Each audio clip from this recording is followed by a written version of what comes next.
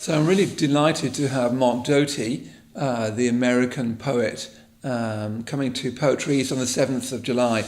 His selected poems, Fire to Fire, is a National Book Award winner. He's won the T.S. Eliot Prize. He's been garlanded with prizes.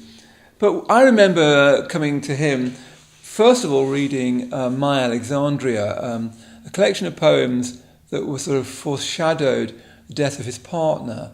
He was writing about AIDS and HIV sort of earlier almost than anybody else, and the poems are about, the first, that collection, sort of meditates on loss, and the next collection meditates on death.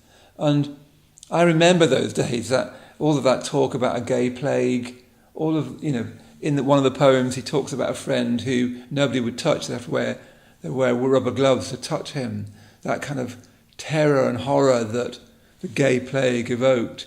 And Doty's poems of that time are the poems of great tenderness and beauty, foreshadowed by loss. And loss, I think, runs through his poems. He's a poet who wants to love things, wants to really appreciate things, and writes with a kind of mixture of straightforwardness and almost chattiness is not right, but straightforwardness, easiness, but with beautiful diction and beautiful thought, a mixture of kind of high and low diction.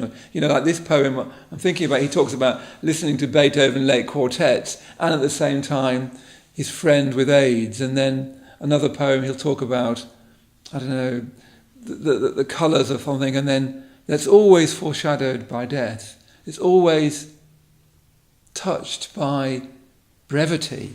I was just dipping into it. Suddenly I saw this line, isn't everything so shadowed by its own brevity? We can barely tell the thing from its elegy. And that's what you get in Doty, this mixture of the thing, the beauty of the thing, and its elegy. So Mark Doty coming to poetryEast on the 7th of July.